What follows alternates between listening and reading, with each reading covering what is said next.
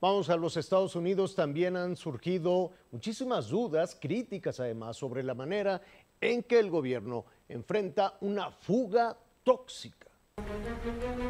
Del 3 de febrero pasado a la fecha, nada es igual en el poblado de East Palestine, en los Estados Unidos. Ese día un tren de más de 100 vagones cargado con materiales peligrosos y explosivos ardió en llamas.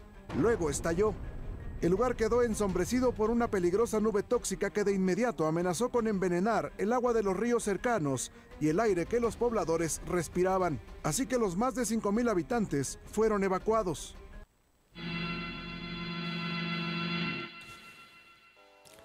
Bueno, algunos medios de comunicación en España y en América Latina hablan hoy de las sospechas de que la atención que están recibiendo los globos chinos y los ovnis con extraterrestres podrían quizá ser un intento de tapar el accidente ferroviario de Ohio que ha provocado una catástrofe ambiental considerable. Lo que pasa es que lo que dicen los medios de comunicación es que tales sospechas serían una suerte de teoría conspiranoica. Hombre, yo no tengo pruebas de que alguien esté intentando desviar la atención, pero tampoco soy idiota. No hace falta ser Marshall McLuhan para saber que las estrategias comunicativas van básicamente de privilegiar unos temas respecto a otros. Poner una noticia en portada y otra en páginas interiores no es una decisión inocente. Tampoco lo es meter unos temas y no otros en la escaleta de un programa de radio, de televisión. Y tampoco lo es hablar de extraterrestres en vez de hablar del accidente de un tren con material químico peligroso, o no hablar de que se prohibieron las huelgas que iban a hacer los ferroviarios estadounidenses contra la falta de seguridad en los trenes de mercancías. Hoy en La Base hablamos de ovnis, de globos, de trenes y de periodismo. Bienvenidos y bienvenidas.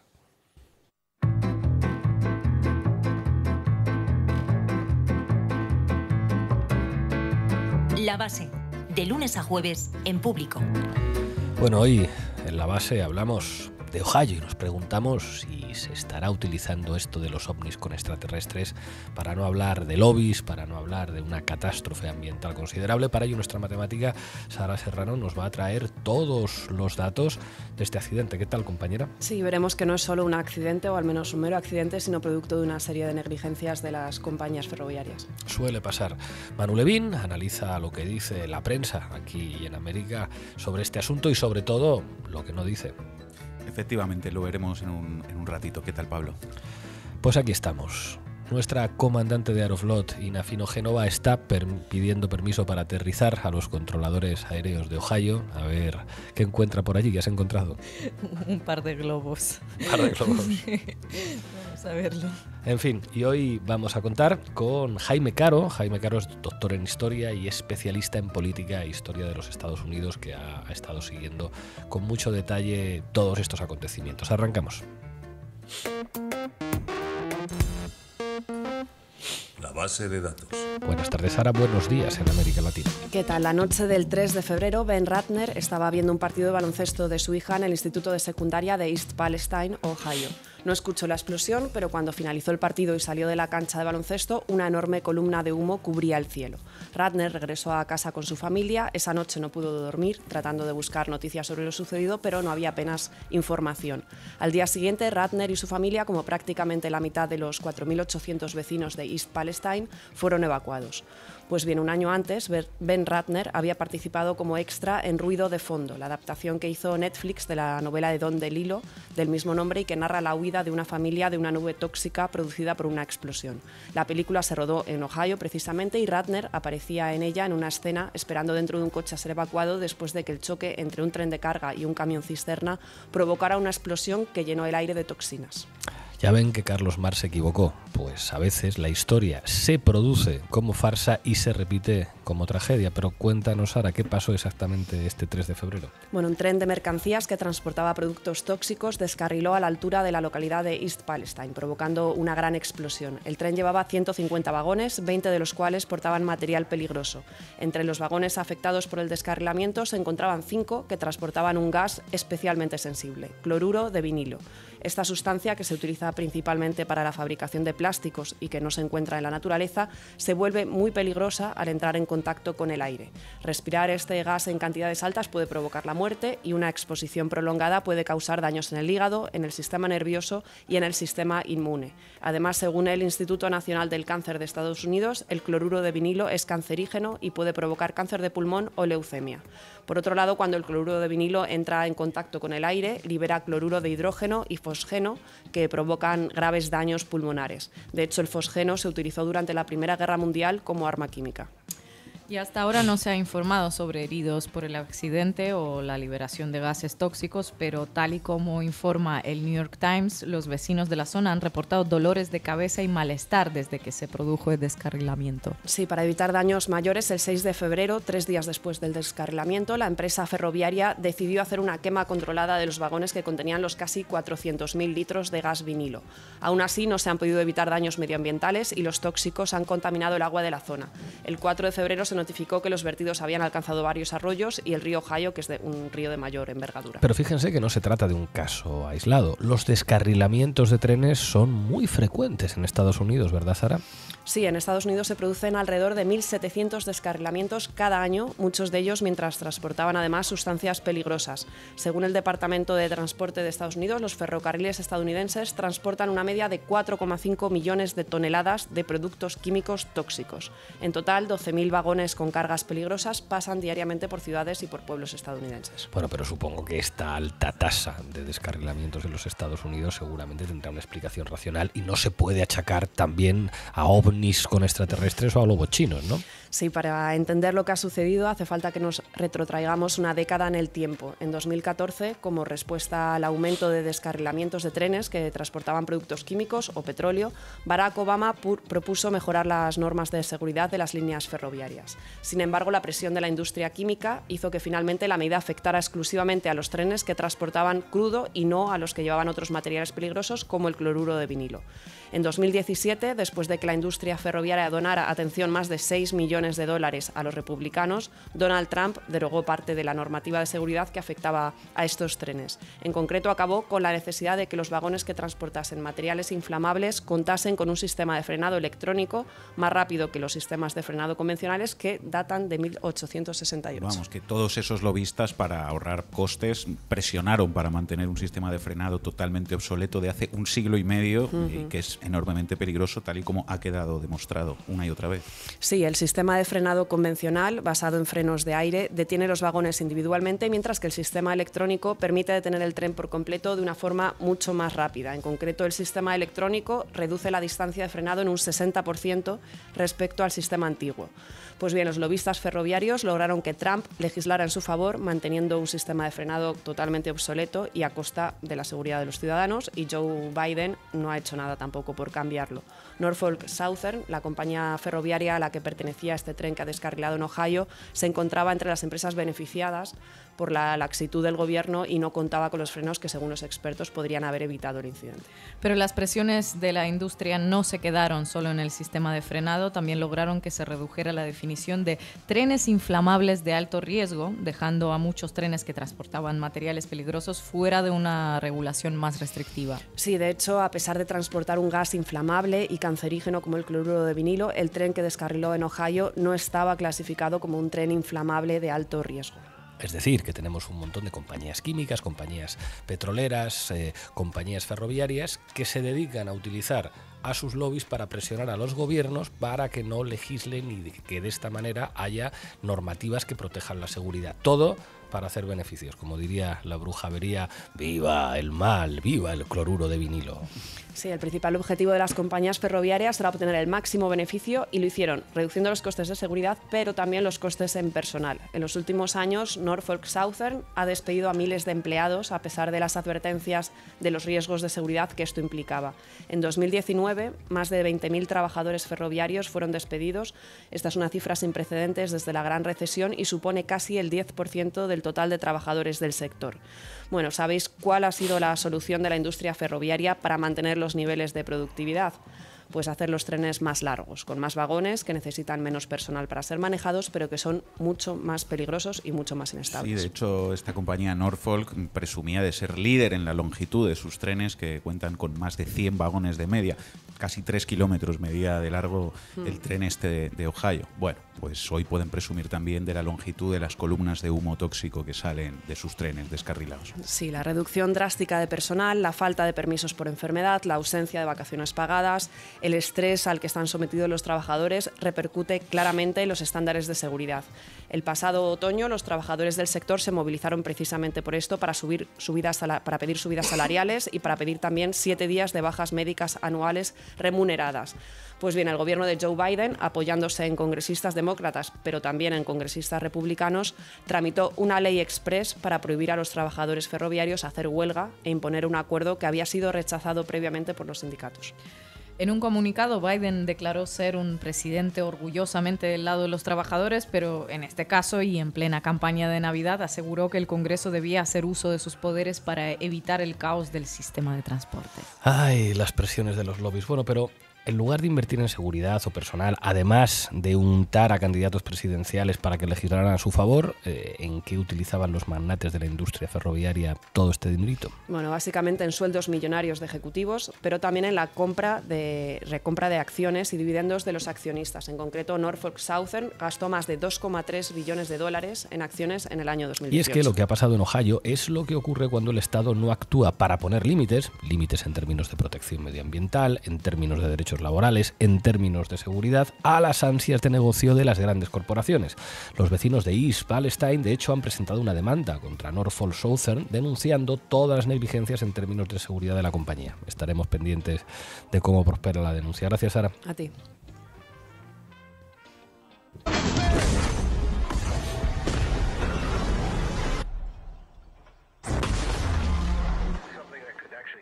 Let's watch a sitcom or something. ¿Qué tal, Manu Levin? ¿Cómo estás? ¿Cómo estamos? Mete cabecera, Lolo. Titulares al banquillo. Bueno, el asunto del tren descarrilado en Ohio, que está provocando una de las mayores catástrofes ambientales de la última época, estaba ayer y está hoy, y subrayo esto de ayer y hoy, en muchos titulares en la prensa. Os leo algunos. CNN, ayer 14 de febrero. Monitorean la calidad del aire en Ohio tras el descarrilamiento de un tren con productos químicos. The New York Times, ayer 14 de febrero. Lo que sabemos del descarrilamiento del tren en Ohio. A principios de febrero se descarriló un tren que transportaba sustancias químicas tóxicas y provocó un incendio que cubrió de humo un pueblo cercano. Los residentes fueron evacuados y aún es incierto el efecto que podría tener en el medio ambiente. Descarriló a principios de febrero, es lo que dice el New York Times, pero la pieza es de ayer, día 14 de febrero, no deja de ser curioso. Curioso, ¿no? Sigo. Titulares también en la prensa internacional y española, con fecha. C5N, 14 de febrero. Descarriló un tren con químicos tóxicos en Ohio. Hay alarma por posible catástrofe ambiental. El hecho ocurrió a principios de febrero y aún se desconoce el impacto real. Las autoridades ordenaron evacuar la zona por el riesgo de inhalación de humos altamente tóxicos. La Nación, 14 de febrero. Desastre en Ohio. Tren que descarriló tenía sustancia tóxica. El Tiempo, 13 de febrero. Gran catástrofe ambiental provocada por el descarrilamiento de un tren en Ohio. El descarrilamiento de un tren hace más de una semana está siendo noticia por el grave impacto medioambiental que podría haber causado.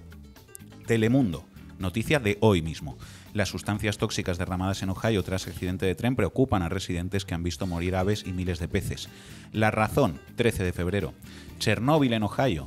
Evacuaciones tras descarrilar y explotar un tren de mercancías con sustancias tóxicas. 5 de los cerca de 50 vagones cisterna descarrilados transportaban cloruro de vinilo, un químico muy tóxico y peligroso que puede ser letal. COPE, 14 de febrero. Un accidente de tren en Ohio provoca una pequeña Chernóbil. Es asfixiante y afecta el sistema pulmonar. O El País, noticia de hoy mismo a las 11 de la mañana. El descarrilamiento del tren tóxico de Ohio, una película de terror. ¿Cómo es posible que desde principios del mes haya un hongo gigante tóxico que está provocando una tragedia medioambiental en el corazón de Estados Unidos y todos estos titulares, incluidos los de la prensa estadounidense, hayan empezado a salir ayer o anteayer? Sí, o incluso hoy, ya entradita la mañana. Pues efectivamente, por eso os quería leer las fechas, porque es bastante llamativo. Y a los primeros que les está llamando la atención, lógicamente, es a mucha gente, a muchos habitantes y también a algunos periodistas de Estados Unidos. El primer elemento que explica que la gente a lo largo y ancho del mundo, incluso a lo largo y ancho de Estados Unidos, parezca que se haya empezado a enterar de esto en los últimos días, en las últimas horas, bueno, supongo que ya es evidente a estas alturas de la sección. Es el silencio mediático que ha imperado al respecto desde el día 3 de febrero, cuando se produjo el accidente. Si no sale en televisión, no existe, que diría Al Gore. Os voy a leer un tuit de este domingo de David Sirota. David Sirota es un periodista fundador del medio Lever News, que escribe también en la revista Jacobin y en la edición estadounidense de The Guardian, y que además está nominado al Oscar por el guión de la película Don't Look Up, No mires arriba. Decía David Sirota: literalmente una nube de hongo de productos químicos tóxicos detonó sobre el corazón de Estados Unidos después de que los lobistas y los funcionarios gubernamentales debilitaran las normas de seguridad. Solo por curiosidad, ¿alguno de los programas de noticias dominicales se molestó siquiera en mencionar esto? Bueno, Levin, igual es que les ha entrado ese ataque de dignidad y ética periodística que les ha entrado a algunos de los amigos nuestros de aquí de España, o a lo mejor no lo publicaron porque solamente había una fuente anónima, ¿no? Solo una sola fuente de productos tóxicos saliendo a la atmósfera vista por miles de personas. En fin, estaréis de acuerdo conmigo en que tiene algo de guasa que sea precisamente el guionista de una película que trata sobre la indiferencia mediática ante una catástrofe natural inminente, sea quien ahora está alertando de la indiferencia mediática ante una catástrofe natural que está ocurriendo de verdad, no en la película. Y dinos, amigo, ¿de qué están hablando los medios de Estados Unidos en lugar de hablar del hongo tóxico? Pues lo hemos ido adelantando, pero vamos a ello. Porque si David Sirota tuviera que hacer hoy una película sobre esto, en lugar de Don't Look Up, no miren arriba, igual tendría que llamarla Look Up, miren arriba. En concreto, miren a los ovnis, porque resulta que el gran tema en los medios de Estados Unidos mientras ardía el tren ha sido ese, hablar de ovnis, en concreto de que todos esos globos chinos que surcaban el cielo estos días en realidad podrían ser ovnis extraterrestres. No es broma, hay sobre esto multitud de noticias en periódicos, piezas de televisión y hasta preguntas en ruedas de prensa oficiales de portavoces de la Casa Blanca. Os leo algunos titulares. The New York Times: aumentan las tensiones por los programas de espionaje mientras Estados Unidos investiga la nave derribada. La administración de Biden investiga los misteriosos encuentros con ovnis. Bloomberg: el ovni fantasma de China muestra la lucha de Xi para encontrar el mensaje correcto. The New York Post: ¿por qué el repentino aumento en los avistamientos de ovnis después de la saga de los globos chinos? Vice News: ovnimanía. Estados Unidos derriba objetos sobre el lago Hurón y Alaska. Uruguay investiga luces intermitentes. China se prepara para derribar ovnis. El ejército de Estados Unidos ha dado de baja otro objeto sobre el lago Hurón. Legisladores dicen que el pueblo estadounidense merece muchas más respuestas de las que tenemos. Bueno, el pueblo estadounidense merece muchas más respuestas, pero sobre los ovnis, porque sobre los trenes, pues no. Sobre el tren ya sí, eso otro día. El caso es que muchas voces desde Estados Unidos, sobre todo a través de redes sociales, sospechan, consideran que esto de los ovnis está funcionando como una cortina de humo para tapar la columna de humo de Ohio, la tragedia ambiental. Además, la detención de un periodista de News Nation, Ivan Lambert, que fue arrestado por la policía en Ohio justo después de contar en una conexión este accidente de tren y que fue liberado más tarde ese mismo día, digamos que ha contribuido también a avivar esa sensación de que se busca tapar lo que está pasando en Ohio. Y de hecho, lo adelantaba Pablo al principio, esto es algo que está recogiendo incluso la prensa española, incluso hasta la prensa deportiva. Fijaos, Mundo Deportivo: la catástrofe de Ohio que ha quedado opacada por los ovnis y los globos espía. Y fijaos en estos dos: 20 minutos. Globos y ovnis chinos para tapar la catástrofe ambiental de Ohio. La teoría conspiranoica sobre un accidente ferroviario en Estados Unidos. La conspiración de Ohio. ¿Oculta Biden un desastre medioambiental con la teoría de los ovnis chinos? Y una más: El Español. Una teoría conspiranoica apunta que el presidente de Estados Unidos estaría empleando la polémica con China para evitar hablar del accidente de tren. Es impresionante. La prensa española, reserva moral de la ética periodística en toda Europa y en todo el mundo hispanohablante, no está diciendo que conspiranoia es pensar que los globos son extraterrestres. No, conspiranoia es pensar que los famosos ovnis extraterrestres son una suerte de cortina de humo para tapar lo del incidente medioambiental de Ohio. Eso están diciendo. Yo lo he tenido que leer 2 veces también para asegurarme de que lo que estaba leyendo era cierto, pero sí, la conspiranoia, según estas noticias, no es creer que los globos son ovnis que vienen de otro planeta, que eso es perfectamente lógico, claro que sí. La teoría conspiranoica es creer que los medios tienen la capacidad de definir la agenda y que en este caso pueden estar prefiriendo por distintos motivos hablar de otra cosa, aunque sean ovnis, antes de hablar de este accidente ferroviario. Pero ¿dónde se ha visto, no? Eso que eso pueda pasar. Es mucho más razonable lo de los ovnis, ¿verdad? Aunque bueno, por otro lado, la verdad es que tampoco sé de qué nos sorprendemos tanto si lo pensamos, porque es la misma prensa, por ejemplo El Español, que decía que la verdadera conspiración que hubo aquí en España no fue la campaña de las cloacas contra Podemos, sino que Podemos denunciara esa campaña, ¿no? Los conspiradores no eran Villarejo, Inda y compañía, sino que eran los malditos podemitas, victimistas, que lo utilizaban para ganar votos. Entonces, bueno, pues igual no es tan sorprendente que ahora digan esto también, solo es que son fieles a su estilo. En fin, os cuento también, por último, que hay medios de comunicación en Estados Unidos que no están hablando de ovnis y que no empezaron ayer a informar sobre la catástrofe ambiental de Ohio. Democracy Now!, 9 de febrero. Revelan que la compañía operadora del tren de carga que descarriló y liberó químicos tóxicos en Ohio había presionado contra la implementación de medidas de seguridad. Grandes nuestros primos de Democracy Now! Y vamos a acabar escuchando la cobertura que está haciendo David Sirota, el periodista de Lever News y guionista de Don't Look Up, del que os hablaba antes, que ha hecho lo que había que hacer, seguir el rastro del dinero y de la corrupción y explicar lo que antes nos contaba Sara. Dale al play, Lolo. Acabamos de ver en el centro del país una enorme bola de fuego química, llamas de 100 pies y muy pocas personas haciendo preguntas sobre qué condujo a esto. En 2012 hubo un descarrilamiento en Nueva Jersey y hubo presión sobre los reguladores para que hicieran algo con ese tipo de trenes. Entonces, la administración Obama hizo una propuesta para regular mejor estos trenes.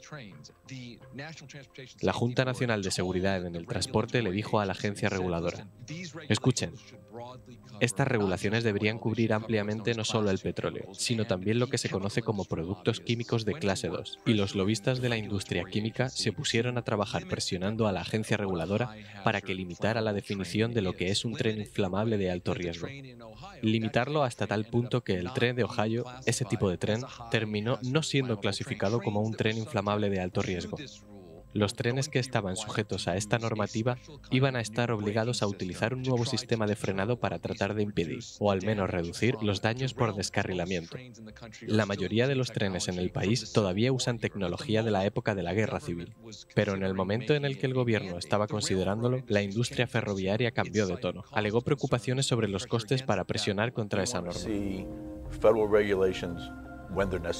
Queremos ver regulaciones federales cuando sean necesarias, no solo como reacción a un titular en el Washington Post.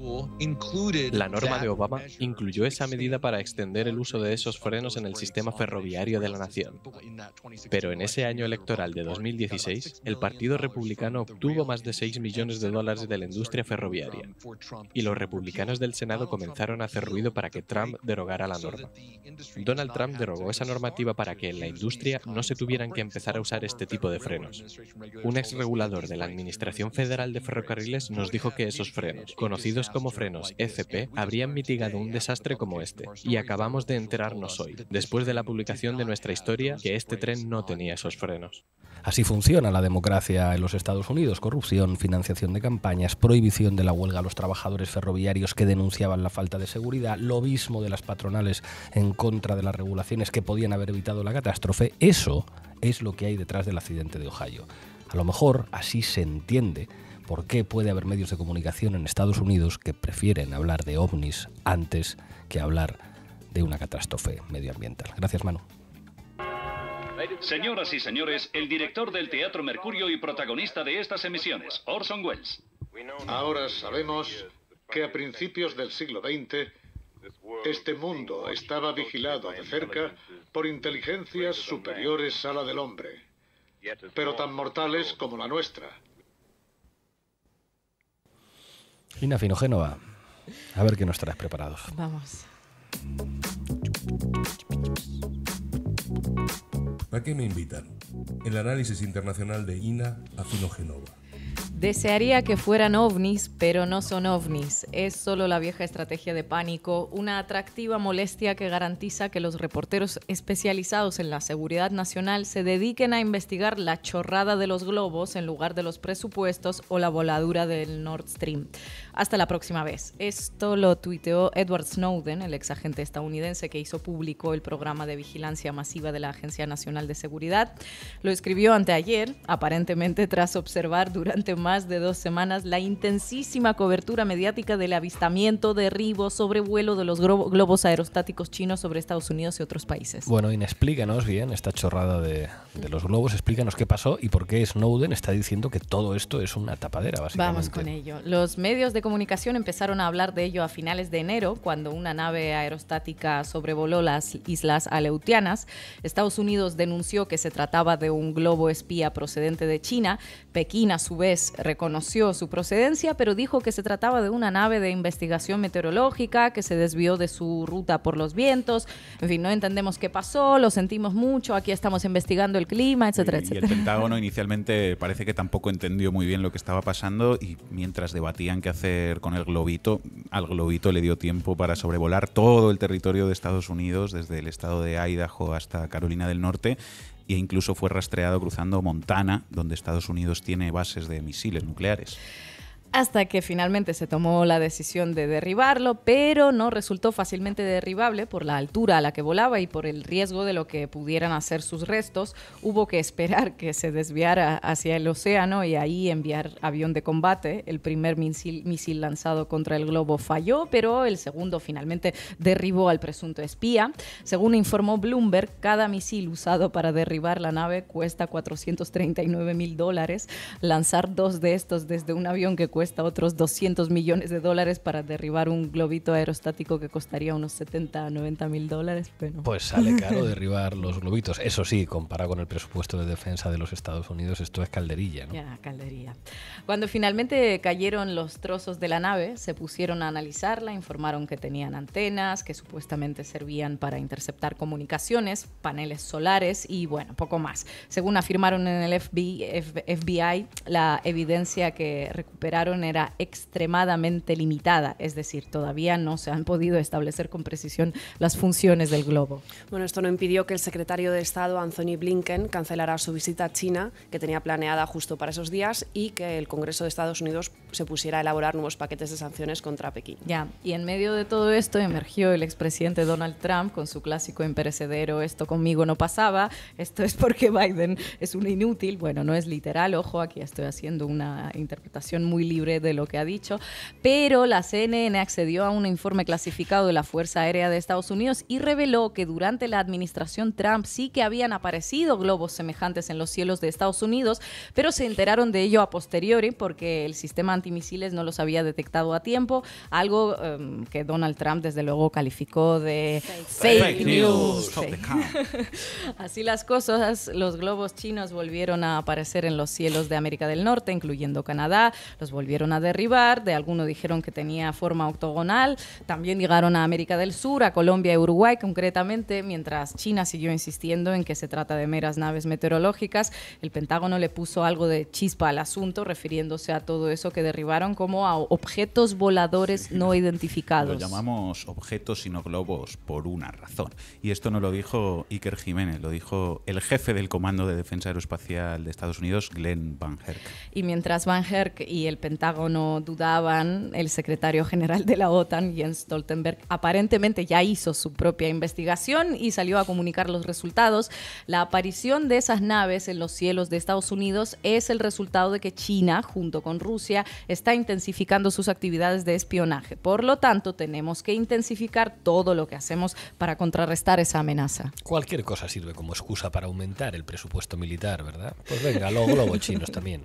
Ole. Y por si faltaba algo o alguien en esta historia, esperen que apareció Taiwán diciendo que ellos también habían detectado decenas de globos antes y que formaban parte de un extenso programa militar en el marco del cual recopilaban datos atmosféricos para su uso en los sistemas de misiles y radares. Para cerrar el círculo de acusaciones, Pekín denunció que Estados Unidos había enviado al menos 10 naves aerostáticas a sus cielos el año pasado, algo a lo que Estados Unidos contestó a lo Trump. Fake news. Bueno, todo esto pasó en las últimas 2 semanas, empeoró las ya de por sí deterioradas relaciones entre China y Estados Unidos y planteó muchas preguntas. En caso de ser cierto y de que se tratase de globos de espionaje, ¿qué pasa con el sistema antimisiles que no los detecta? Un país enemigo puede enviarte centenares de esos globos baratos, y ¿cuántos misiles de esos millonarios y cuántos aviones de combate necesitarás para derribarlos? Si algunos de ellos pueden volar a 12.000 metros de altura, suponen peligro para la aviación civil. Así que, ¿podría un país enemigo, si quisiera, bloquearte toda la comunicación aérea enviándote varios de estos? En fin, muchas preguntas, pocas respuestas. ¿Asaltar los cielos con globos aerostáticos? La verdad es que suena bien. Bueno, y si se trata de naves meteorológicas, tal y como está diciendo Chila, ¿por qué tanto ruido informativo? Quizá, tal y como está diciendo Snowden, para que investiguen algo que terminará en nada y de paso no inviertan su tiempo en investigar asuntos más sustanciosos. Bueno, y en esto tienen experiencia de varios años. ¿Recuerdan el mega escándalo del supuesto ataque sónico del que Washington acusó a Cuba hace unos 6 años? La voz de Fidel Castro sonaba en los oídos de funcionarios estadounidenses durante horas. No era su voz. En aquel momento los diplomáticos estadounidenses en La Habana se quejaron de un zumbido en los oídos y vértigos y de unos vértigos que tenían, lo que le llevó a Estados Unidos a abrir toda una investigación, acusar a Cuba y a otros países, por cierto, de ataques acústicos contra sus funcionarios.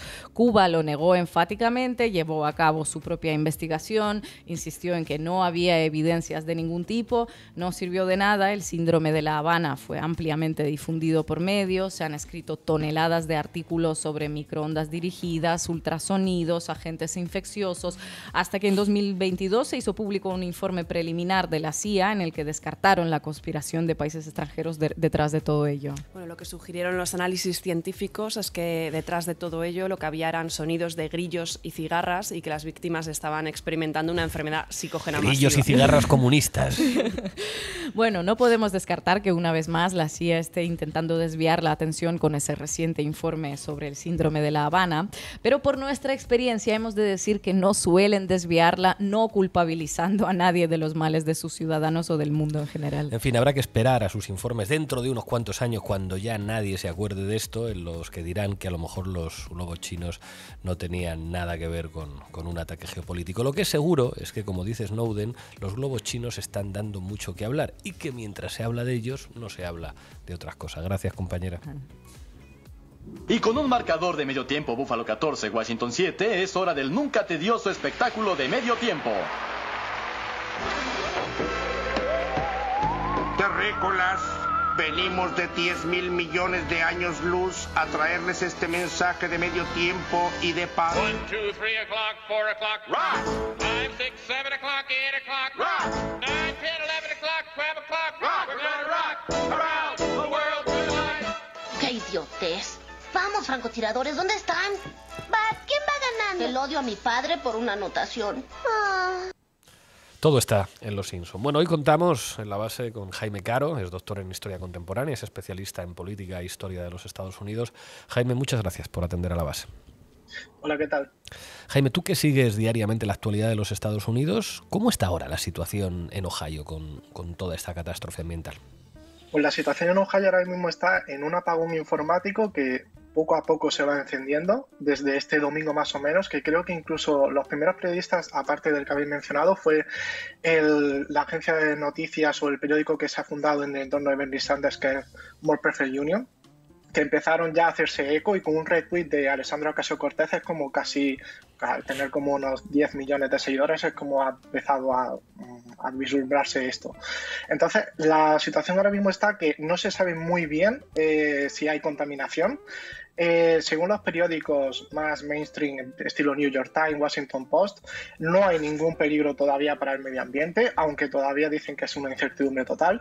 Hay varias personas en redes sociales que están posteando pues animales muertos a un radio de unas 100 millas, unos 100 kilómetros por ahí, con una total incertidumbre. Lo que sí sabemos por ahora es que Norfolk, la compañía que es la dueña de este tren que ha descarrilado, ha dado $25.000, es decir, ha donado $25.000 a la Cruz Roja de East Palestine y ha donado otro $1,500,000 pues, para todos los vecinos afectados, para intentar pues, tapar este estropicio que se ha dado. Sara. ¿Qué tal, Jaime? Bueno, el descarrilamiento del tren ya había sido en cierta forma previsto por los sindicatos que habían denunciado la desregularización del sector y cómo los despidos también masivos que están sufriendo afectan en última instancia a la seguridad.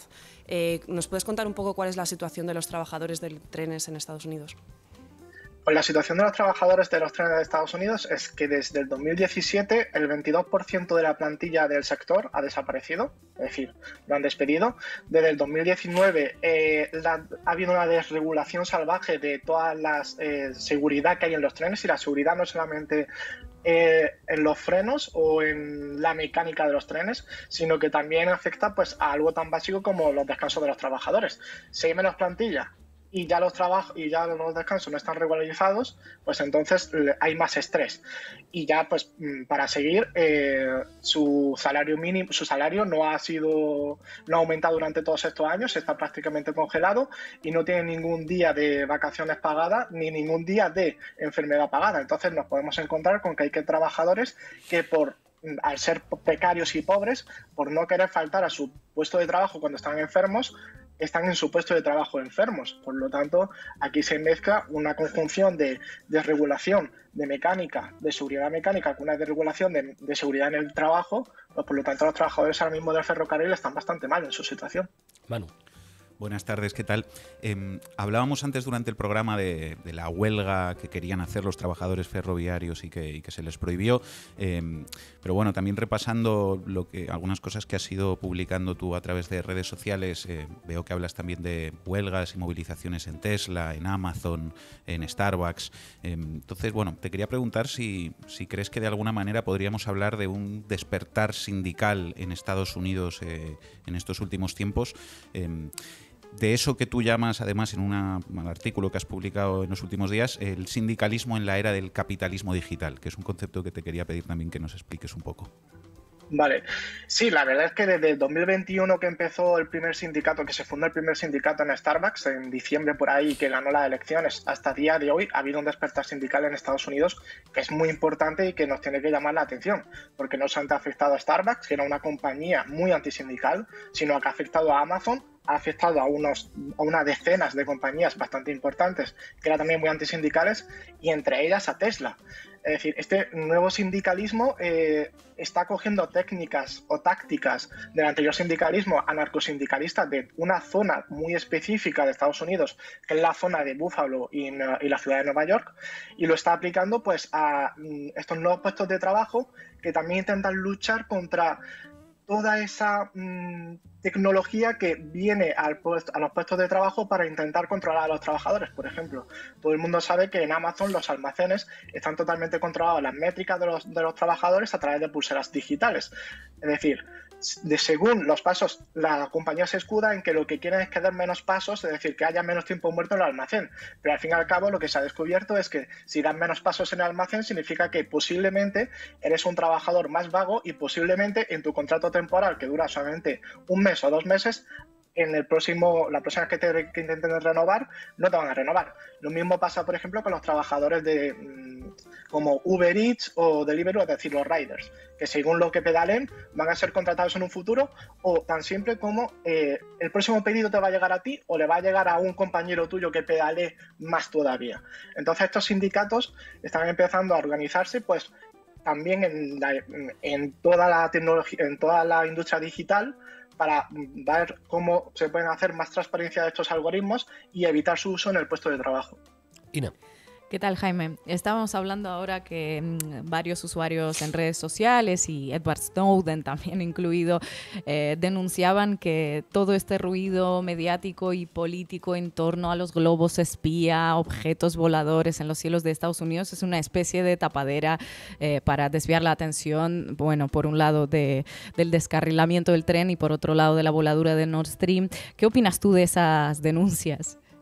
Sí, a ver, lo cierto es que Estados Unidos, cada vez que hay una catástrofe que pone en evidencia la infraestructura del país, la democracia del país. Es decir, estamos hablando de una infraestructura que prácticamente viene de entre de la guerra de secesión y la Segunda Guerra Mundial, es decir, las vías de tren están totalmente para tirarlas abajo y volver a construirlas, y que pone entredicho la democracia en Estados Unidos. Es decir, nos hemos dado cuenta ahora mismo, oh sorpresa, hay lobbies en Estados Unidos que pagan al Partido Republicano y al Partido Demócrata para que no haya regulación. Pues cada vez que salta una noticia que pone en jaque a ese sueño americano, se produce una tapadera.